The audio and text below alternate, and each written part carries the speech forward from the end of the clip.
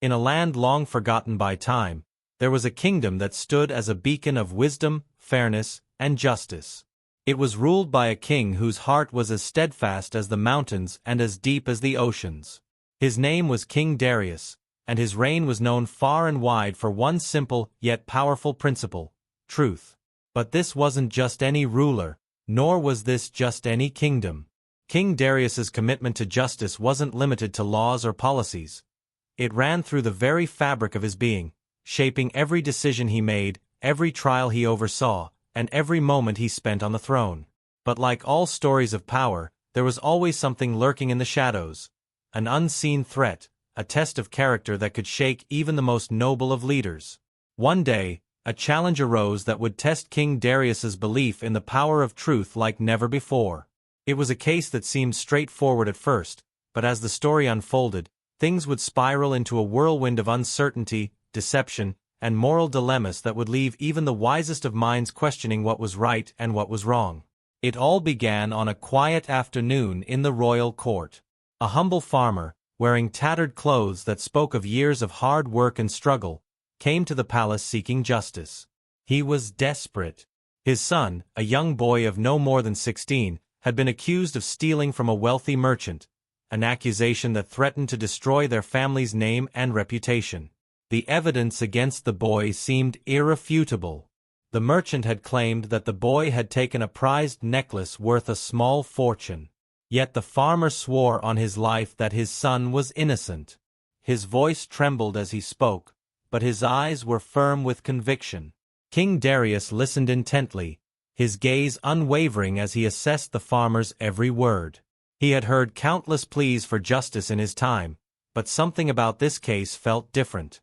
There was an intensity in the air, a weight to the words that lingered even after they had been spoken. King Darius had always believed that justice could be found through truth, but now, for the first time in his rule, doubt crept into his heart.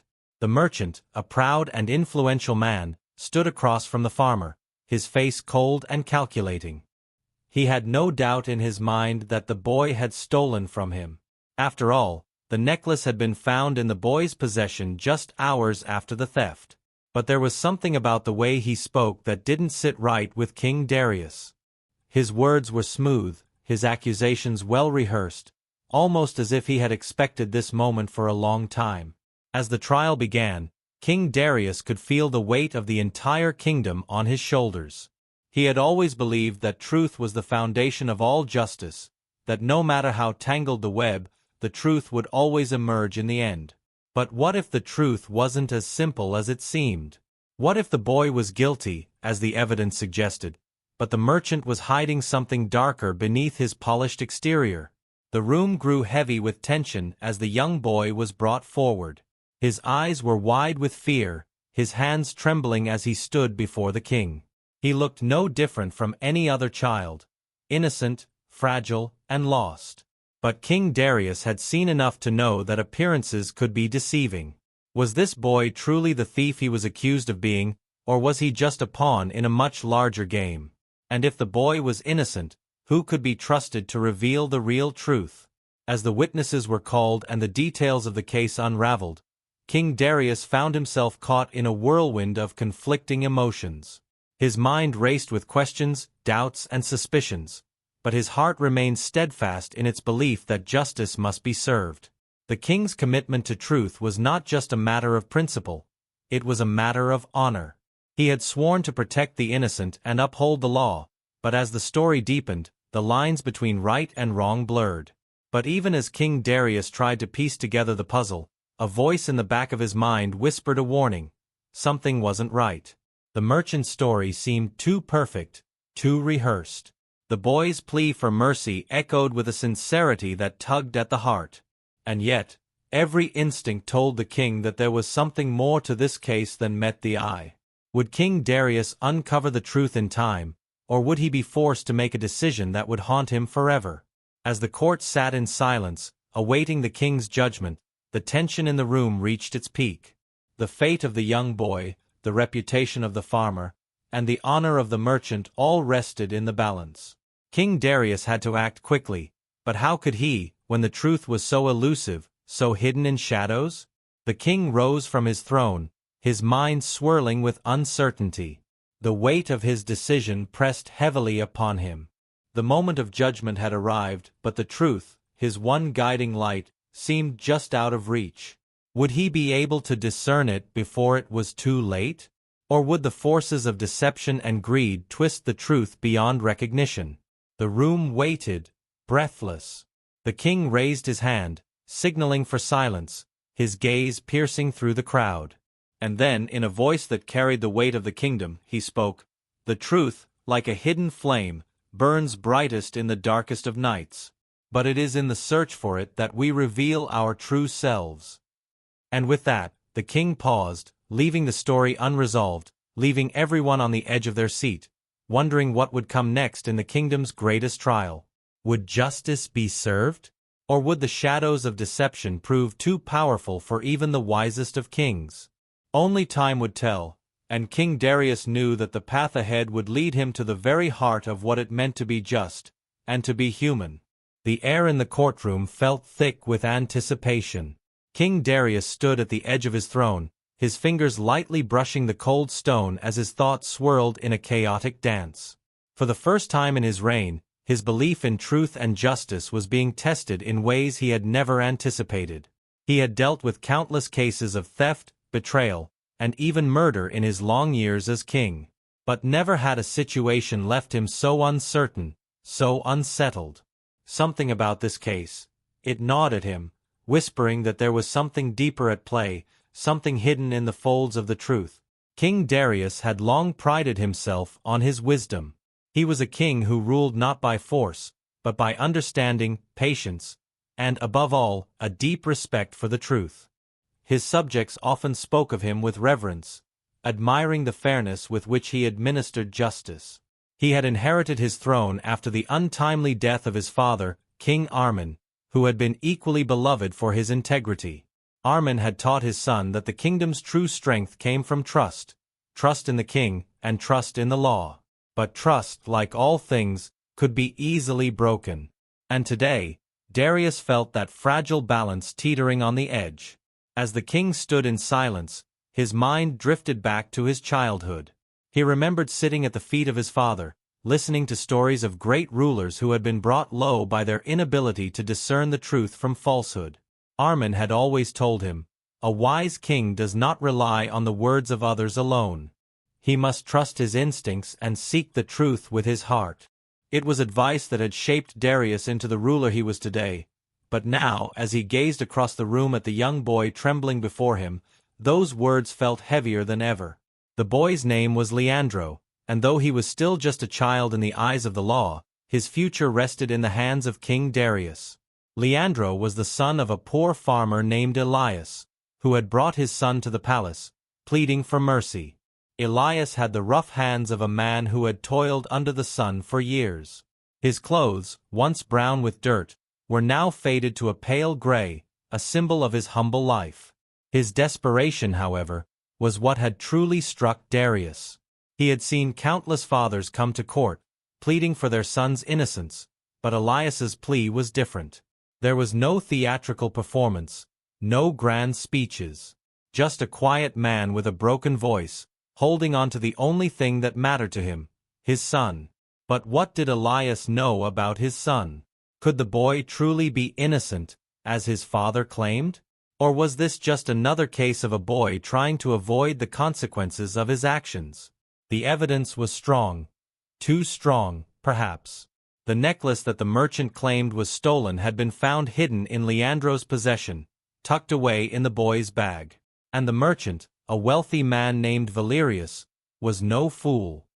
He had been a fixture of the court for many years and was known for his cunning mind. If he said the boy was guilty, then surely there was more to the story. But was there? King Darius's gaze drifted toward the merchant as Valerius stood proudly in the corner of the room, his face sharp and calculating. He had the air of a man who knew how to bend others to his will. A man whose wealth and influence had bought him power, yes, but also a certain kind of respect, one that came from knowing how to play the game. Valerius's eyes locked with the king's, a subtle challenge passing between them. The merchant's confidence seemed unshakable, as though he had already won the case before it had even truly begun. But Darius wasn't so sure. Valerius's story was simple. The boy had stolen the necklace from him while he was at the market. He had caught Leandro in the act, and when he confronted him, the boy had fled, leaving the necklace behind. It seemed clear-cut. And yet, Darius couldn't shake the feeling that there was more lurking beneath the surface. He had known Valerius for years. The merchant was a man of great wealth and influence, yes, but he also had a reputation for being ruthless when it came to business. King Darius had always been careful when dealing with men like him, men who understood power and how to wield it. The king had never fully trusted Valerius, and something about his demeanor today felt off. But why would a man like Valerius risk his reputation for a simple theft? The pieces of the puzzle didn't fit, and that bothered Darius. It bothered him deeply. Then there was the boy, Leandro. He had barely spoken since the trial began. His eyes were cast down, his voice barely above a whisper when he was asked to speak. His fingers twitched nervously at his sides, and his body seemed to shrink under the weight of the accusations. But there was something in his silence, something that didn't quite match the usual behavior of someone guilty of a crime. King Darius had seen criminals before, seen the way they shifted their weight or avoided eye contact. Leandro did none of those things. Instead, there was a quiet desperation in his demeanor, a look that spoke more of fear than guilt. But what did fear mean? Fear of being caught? Or fear of something greater? Darius's thoughts were interrupted as the room fell into an eerie stillness. The merchant, Valerius, stepped forward, his voice smooth and cold as he addressed the king once more. "Your Majesty," he said, bowing slightly, "I have presented all the evidence. The necklace was found in the boy's possession. What more is there to discuss? Justice must be served, and the boy must pay for his crime." The king's eyes flickered briefly to Leandro, whose face had paled even further. But before Darius could respond, the boy spoke. His voice was shaky, but it was clear. "I didn't steal it, Your Majesty. I swear I didn't." Darius paused, taking in the boy's words. His instincts told him that Leandro wasn't lying, but what else could he be hiding? The truth wasn't always as simple as it seemed, and the king had learned long ago that appearances could be deceiving. But as the trial continued, with witnesses being called and more evidence presented, Darius couldn't shake the feeling that he was on the verge of uncovering something much darker than a simple theft. Was there more at play than just a stolen necklace?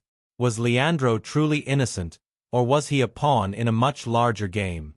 The tension in the room grew thicker with every passing moment, and as King Darius stood there, his mind racing, he knew that he had to make a decision.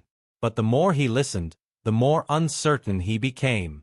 The truth, it seemed, was not what it appeared to be, and the king was left wondering, what was the real story behind this theft? The room grew colder as the trial dragged on, the weight of uncertainty pressing heavily on everyone present. King Darius's mind raced, caught in a tempest of conflicting emotions.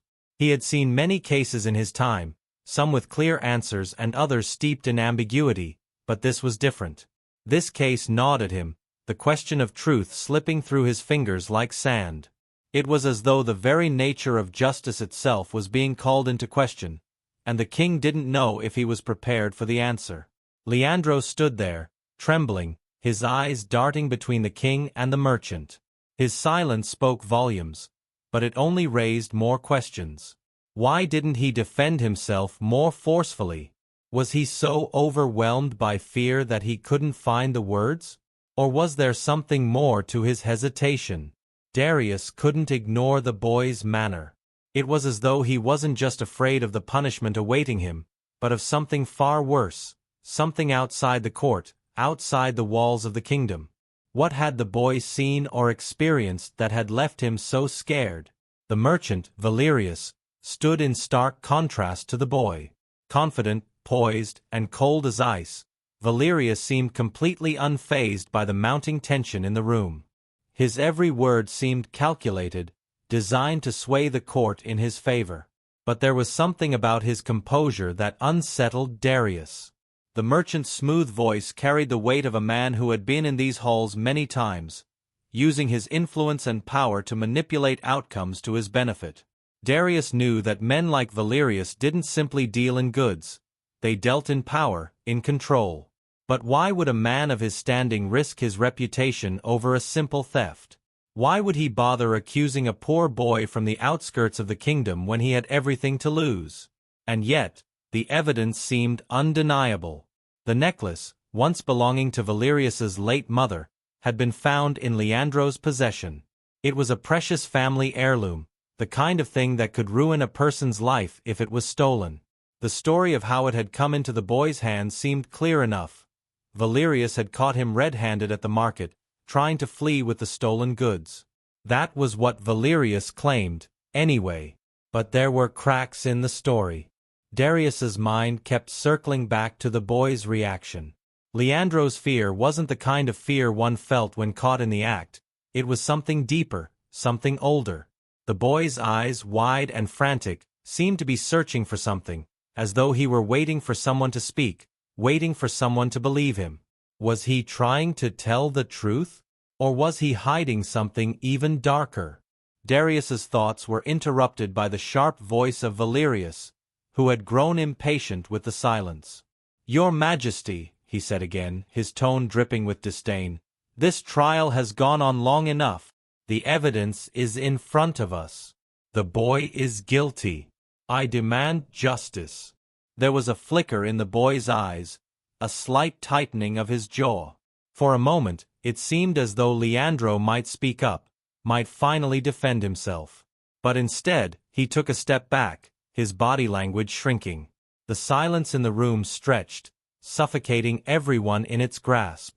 Darius looked at the boy, then at the merchant, his gaze lingering on each of them in turn.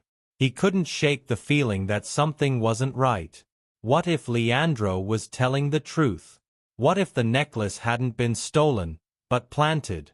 What if Valerius had orchestrated this entire scenario? The thought gnawed at him. Valerius was a man of ambition and influence, someone who would stop at nothing to protect his wealth and power. He had been known to be ruthless in business dealings, and it was no secret that he had enemies, people who owed him money or had crossed him in some way. Could the merchant be framing the boy for a crime he didn't commit? As Darius mulled over these thoughts, his eyes caught sight of Elias, the boy's father, who was standing near the back of the room, his face pale and tired. Elias had been quiet for most of the trial, speaking only when necessary, his voice rough and shaky.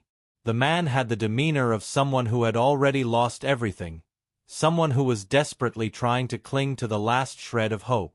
What did he know that he wasn't telling the court? Darius had noticed the way Elias had looked at the merchant when he first entered the room, as if there was some history between them, some unspoken understanding.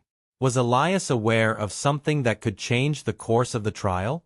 Elias was a man of the land, not of the court, and yet, Darius could see that the desperation in his eyes was real. He wasn't a liar. He wasn't a manipulator. But he was a father, and fathers would go to great lengths to protect their children, even when the truth wasn't easy to find. Perhaps Elias believed his son, but was he too blinded by love to see the full picture? Or could it be that the farmer had been caught in the middle of a game he didn't fully understand? The king's mind churned, his thoughts pulled in a dozen different directions. Each piece of the puzzle seemed to lead to more questions, not answers. The boy's innocence wasn't certain, and neither was his guilt. The merchant's motives were unclear, but his wealth and influence had always been a powerful force in the kingdom. And Elias.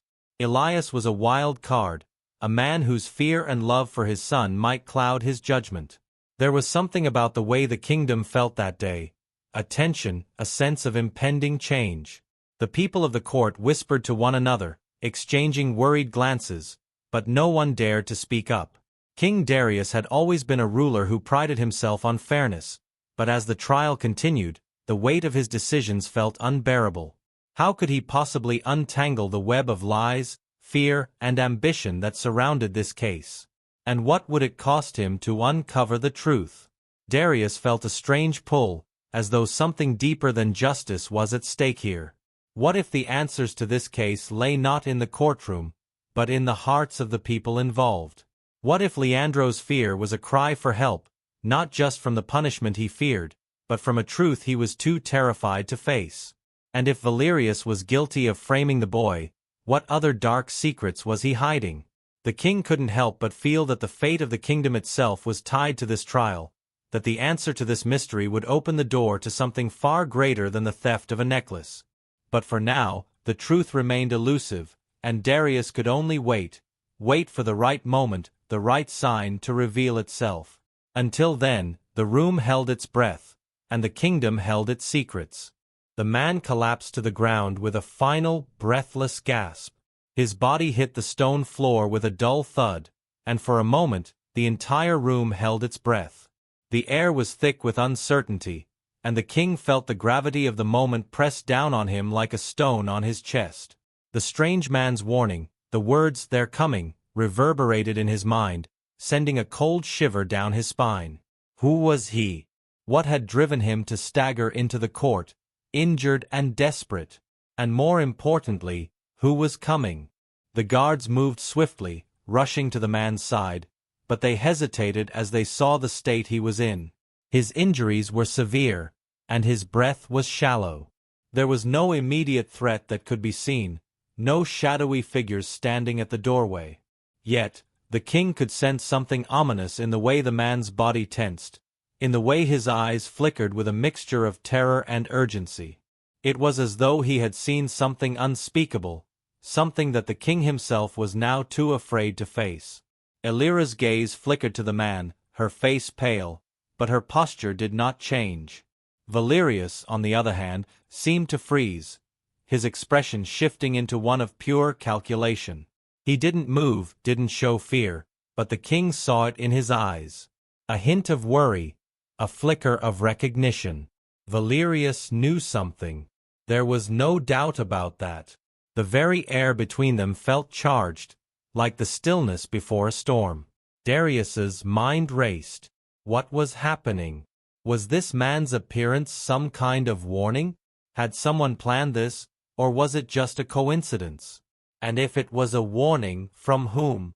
Who was trying to send a message? The enemies Elira had spoken of? Was the kingdom truly on the brink of something catastrophic? Was the trial of a simple thief, Leandro, merely a distraction, a cover for something much larger? He glanced at the boy, still standing near the center of the room, his shoulders hunched in fear. Leandro's face was pale, his eyes wide, but Darius saw something else in them now. The boy wasn't just afraid of the punishment that could come from being found guilty. No, there was something deeper, a deeper fear, one that went beyond the threat of the court, beyond Valerius.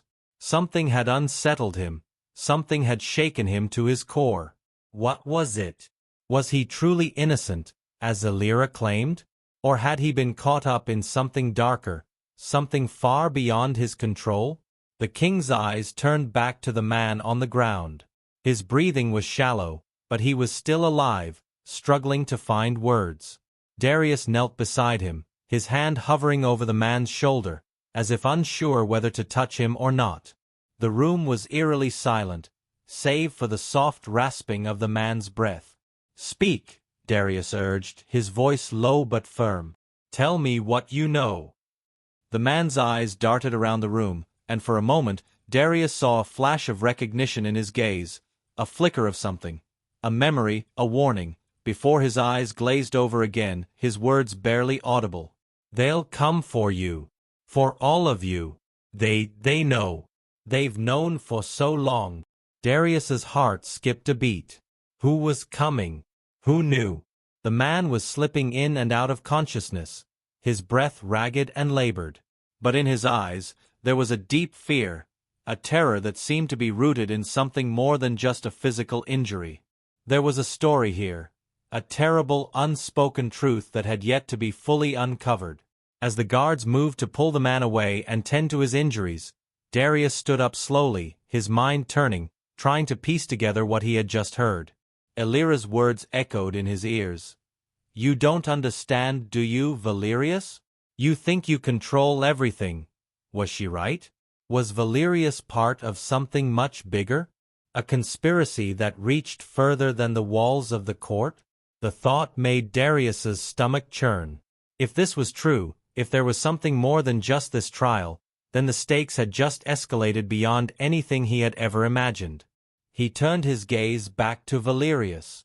The merchant was watching him closely, his jaw tight, his eyes narrowing with something that resembled defiance. For a brief moment, Darius saw the flicker of a man who was desperate, not for the outcome of the trial, but for something else. Valerius had something to hide. That much was certain. And the way he was reacting now, more guarded, more calculating, only confirmed Darius's growing suspicion. The king opened his mouth to speak, but before he could, a loud bang echoed from outside the courtroom. The heavy doors trembled, the sound of pounding hooves and distant shouts growing louder. The room fell silent once again, and Darius could feel the hairs on the back of his neck stand up. Something was happening. Something big. He motioned for the guards to prepare, but the door burst open before they could move. A group of men, clad in dark armor, rushed into the room, their faces obscured by helmets. The tension in the air shot through the roof.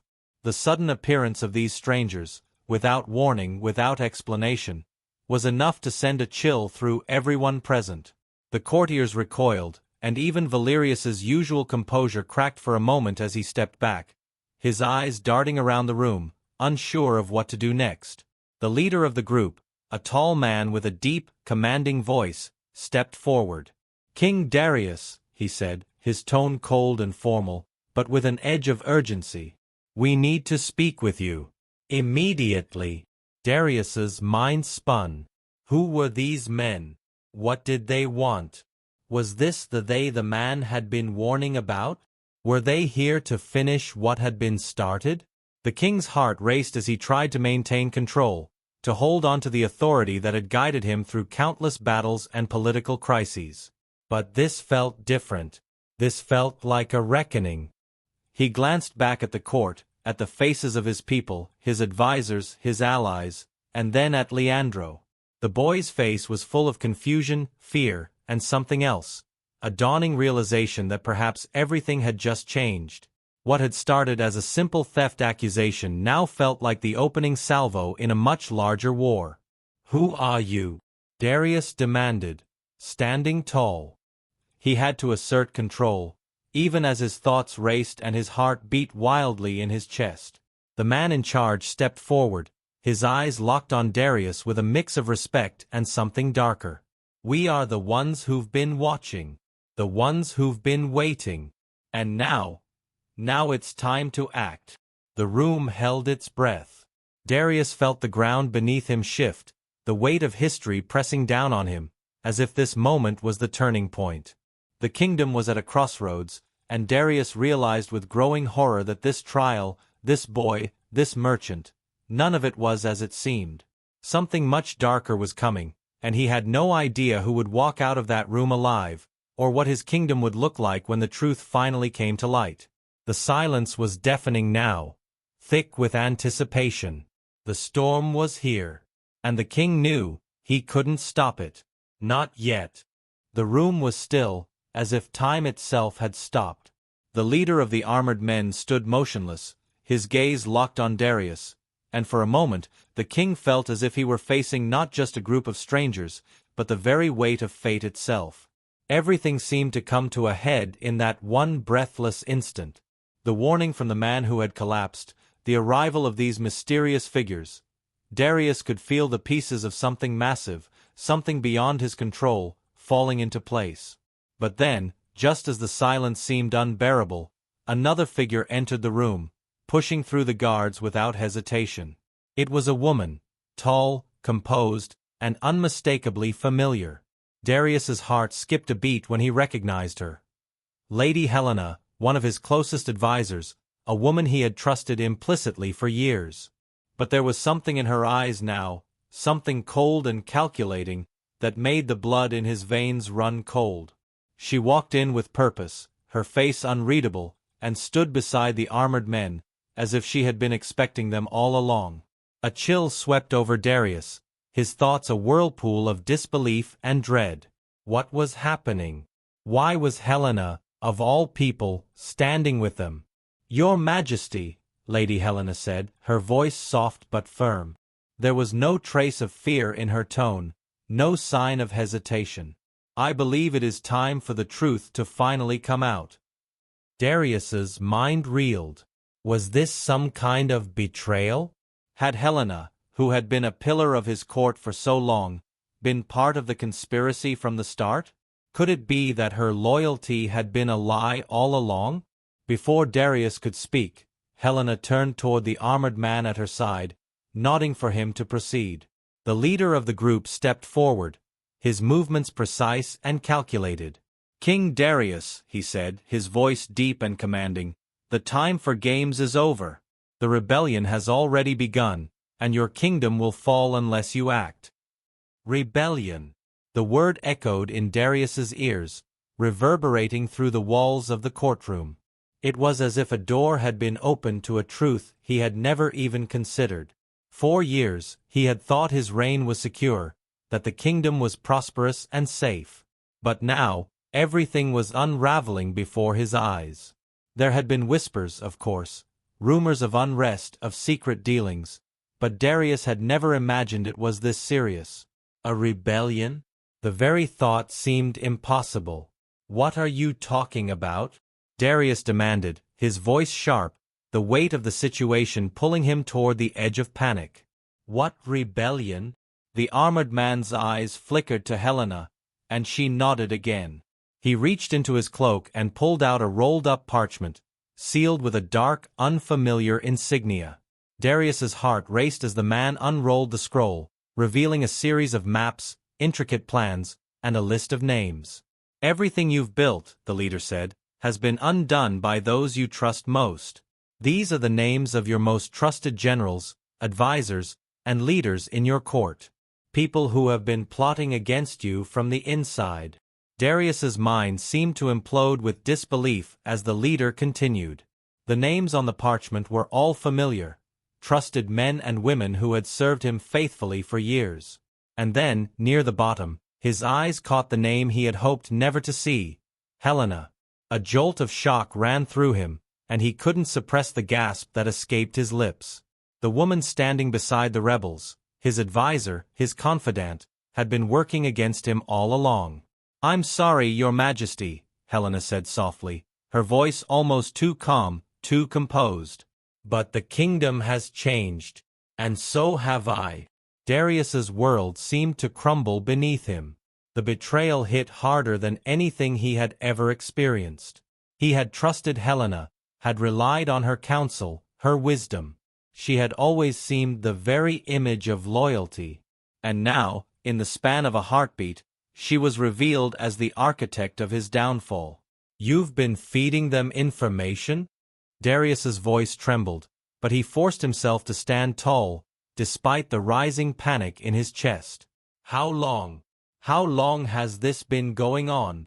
Helena's eyes darkened, but there was no regret in her expression, no remorse for the destruction she had set in motion. "Longer than you know. It wasn't just Valerius or any of your other allies who have been plotting behind your back. The rebellion has been growing for years, a silent, unseen force that has only now come into full view." The armored man turned to Darius, his eyes filled with a strange mix of respect and pity. "Helena and I were once allies," he said, his tone softening just a little. "But the truth is, we've been working toward the same goal all along. The old kingdom, your kingdom, is dead, and we are here to usher in the new world." Darius felt the ground beneath him shift, his mind whirling as he tried to make sense of the situation. This was no longer just a trial of a boy accused of theft. This was something much larger, something that threatened to tear the very heart of the kingdom apart. His thoughts raced in 1,000 directions, each one more desperate than the last. He thought of the boy, Leandro, standing near the center of the room, still unsure of the chaos unfolding around him. Could Leandro have been part of this scheme? Was he merely a pawn in a much bigger game, a distraction to keep Darius's attention diverted? And then there was Valerius, the merchant, the man whose influence had been so crucial to the court's balance of power. What role did he play in all of this? Had he known about the rebellion? Had he been working with Helena from the beginning? Darius's thoughts were cut short when a familiar voice rang out. "Your Majesty, please." It was Elias, the farmer who had first spoken up in defense of Leandro. He stepped forward, his face pale with fear. "This is madness. The boy, Leandro, is innocent. You can't let them tear this kingdom apart." For a moment, Darius almost forgot where he was. Elias's plea felt like a lifeline in the midst of the storm, a reminder of something pure, something good. But it was overshadowed by the magnitude of the moment, the weight of the rebellion, the treachery, the lies. Could he truly trust anyone anymore? "You're too late, Elias." Helena's voice was cold, dismissive. "Everything is in motion now. The rebellion cannot be stopped. It has already begun." And as if on cue, a loud crash came from outside the courtroom, followed by the unmistakable sound of battle. The kingdom was at war. Darius's heart pounded in his chest as he realized the truth of what Helena had said.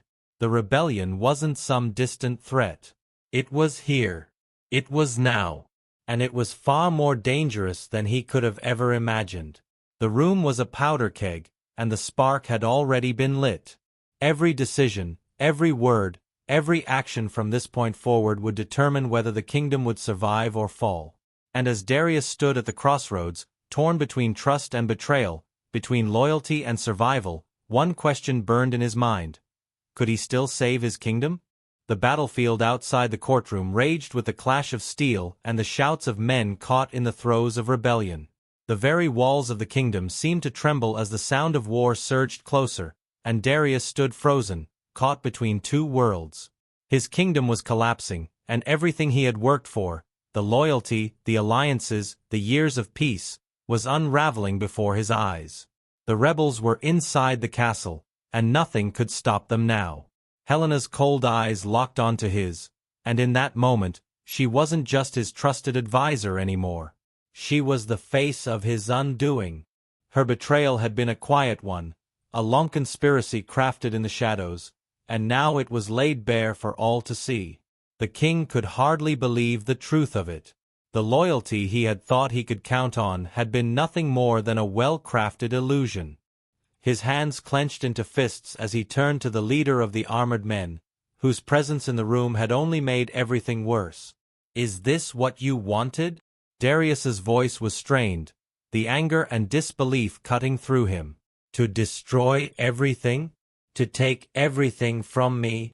The man did not flinch. "No, King Darius. We're giving the kingdom a chance to survive. The old ways are gone. The people are rising, and you cannot control them anymore. The rebellion has begun, and we will not stop until the last of your supporters are scattered to the wind." Darius's mind raced. The rebellion, the betrayal, Helena's coldness, it all felt like a nightmare. But then, something shifted inside him. As much as his heart wanted to crumble under the weight of it all, his duty as king kicked in. This was his kingdom, his people. He couldn't afford to let it fall into chaos, no matter the cost. "You've made a grave mistake," Darius said, his voice steady, though every muscle in his body ached with tension. "You think this rebellion will bring you freedom. You think it will change the kingdom for the better. But you're wrong. The truth is, if you tear this kingdom apart, there will be nothing left. No winners. Only ashes."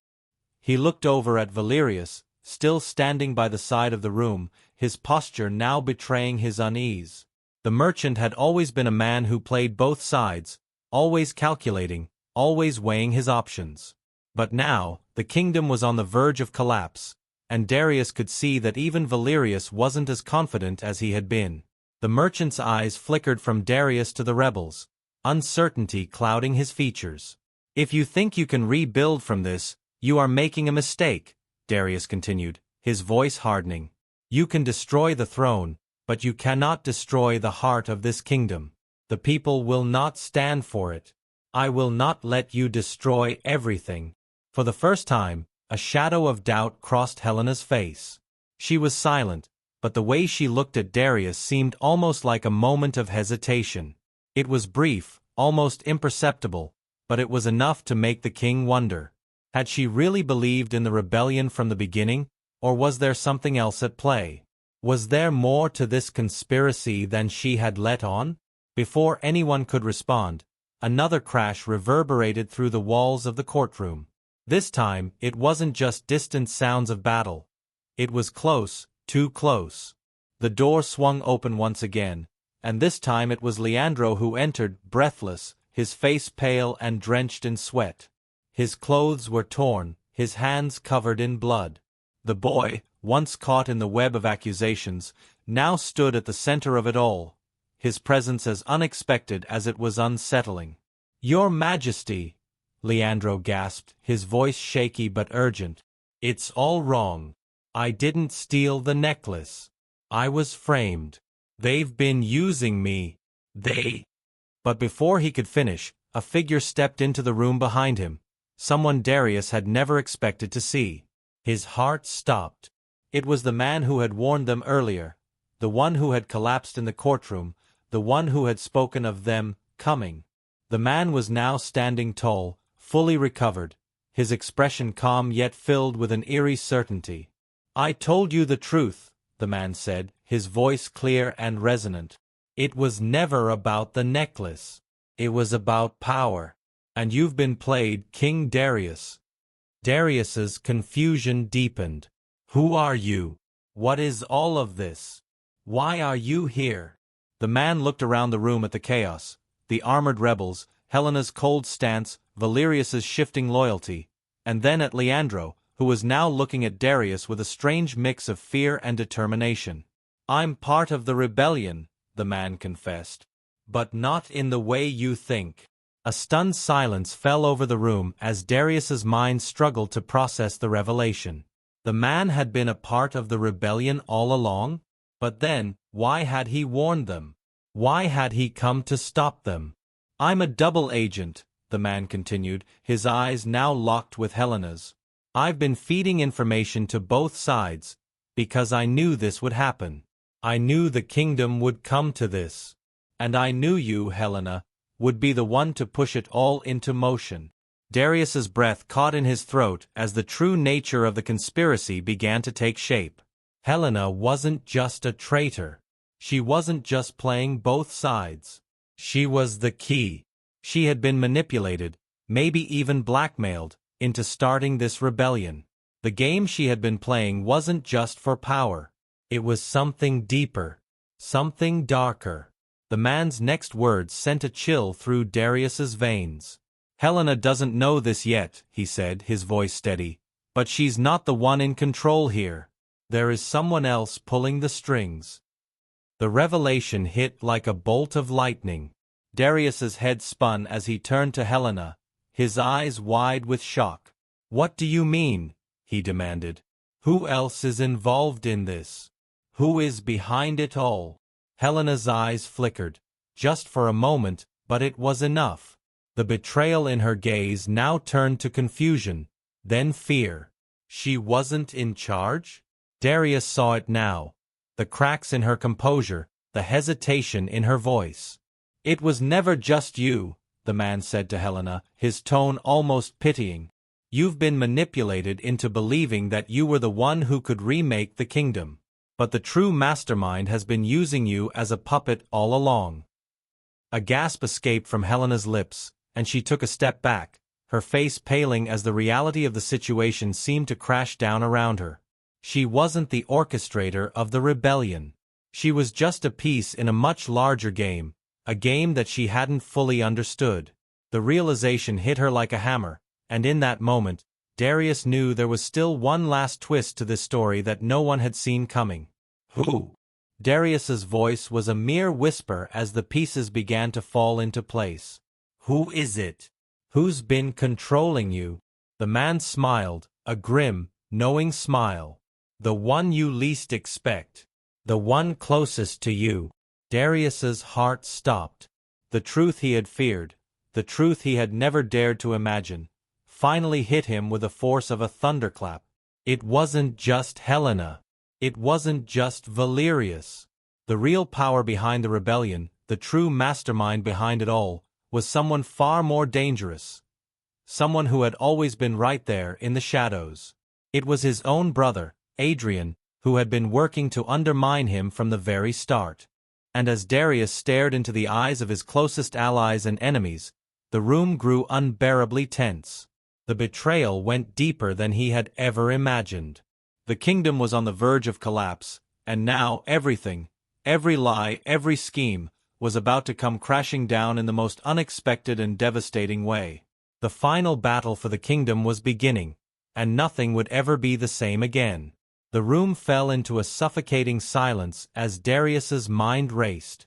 His brother, Adrian. The thought felt like a cruel joke. How could Adrian, the one person Darius had always trusted above all others, be behind the rebellion? How could the very flesh and blood he'd grown up with, shared meals with, and ruled alongside, betray him so completely? The man who had revealed the truth, this mysterious figure who had been working both sides of the rebellion, watched Darius closely, as if measuring his reaction. But it wasn't just Darius that was shaken. Helena, who had once stood so firm beside him, now looked lost. The icy walls she had built around herself seemed to crumble with each passing second. She had never known the full extent of Adrian's role, it seemed, and now she was left with a bitter realization that she had been but a pawn in a much grander scheme. Darius's gaze flickered between Helena and the figure who had spoken, then to Leandro, still standing by the door, caught between the truth and the lie. Everything had been so much more complicated than it seemed. What was the boy's role in all of this? Was he just an innocent pawn, or had he played a part in his own way? The rebel leader, seeing Darius's contemplation, spoke again, his voice carrying an eerie calm. "It doesn't matter now, Your Majesty. Adrian has already won. The people are rising. The war has already begun." His words sank like stones into a still pond, creating ripples of realization. Darius's kingdom was no longer his. He had been too blind, too trusting, too complacent to see the seeds of rebellion growing beneath his feet. Adrian's influence had been like a cancer, spreading through the heart of the kingdom, and now it was too late to stop it. But Darius wasn't a king who would go down without a fight. The weight of his responsibilities pressed on him heavily, but it also ignited something deep within. The kingdom may have been on the brink of collapse, but there was still hope. There were still people who believed in him, in the justice he had sworn to uphold.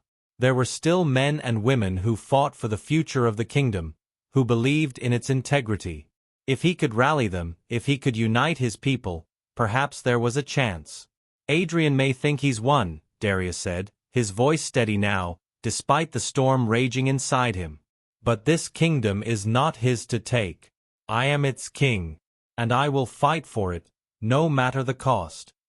His words echoed through the courtroom, and for the first time, Darius felt the truth of them. It wasn't just the throne that he was defending, it was everything.